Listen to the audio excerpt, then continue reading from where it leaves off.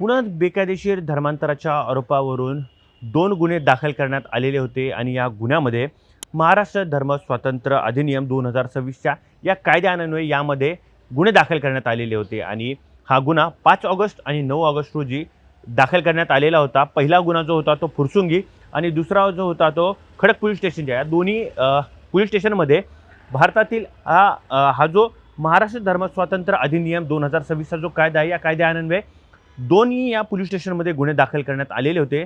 मात्र या प्रकरणामध्ये आता हे जे दोन्ही गुन्हे दाखल करण्यात आलेले आहेत आता ते देखील मागे घेण्याची प्रक्रिया सध्या सुरू असल्याचं पाहायला मिळते। नेमकं प्रकरण काय आहे जाणून घेऊया या व्हिडिओच्या माध्यमातून। पुण्यामध्ये दाखल झालेले आहे दोन्ही प्रकरणामध्ये हे जे गुन्हे आहेत हे एकंदरीत 5 ऑगस्ट आणि 9 ऑगस्ट रोजी हे दोन्ही गुन्हे दाखल झालेले होते आणि या दोन्ही प्रकरणामधून संबंधित कलमे आहेत ही मागे घेण्याचा निर्णय देखील घेतलेला आहे आणि मात्र या प्रकरणामध्ये जी बाकीची जी कलमं लावलेली आहेत ती कलमे तशीच राहणार आहेत अशी देखील माहिती पोलिसांकडून आपल्याला देण्यात आलेली आहे।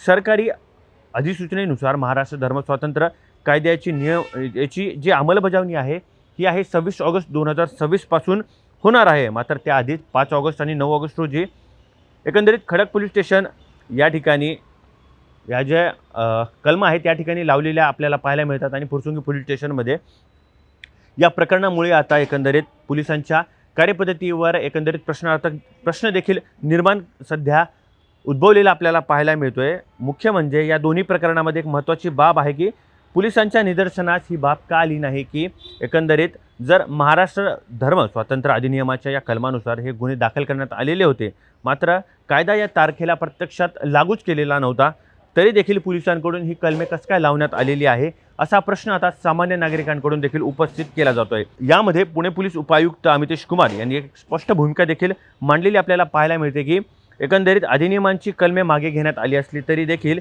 या दोन्ही प्रकरण संपलेली नाही आहेत आणि या प्रकरणामध्ये इतर जी कलमे आहेत ती देखील लागू असल्याचं त्यांनी सांगितलेलं आहे। आणि मुख्य म्हणजे आता हा जो एकंदरीत महाराष्ट्र धर्म स्वातंत्र्य अधिनियम 2026 हा जो कायदा आहे हा 26 ऑगस्टपासून हा कायदा अंमलात येणार आहे आणि त्याआधीच मात्र पुणे पोलिसांकडून याची अंमलबजावणी करण्यात आलेली होती। मात्र त्यावर आयुक्तांनी देखील भूमिका देखील आपल्याला मांडलेली आहे आणि सुरुवातीला हा कायदा नेमका कुठल्या तारखेपासून लागू होणार हे स्पष्ट नसल्याचं संबंधित पोलीस ठाण्याकडून सांगितलं जात आहे।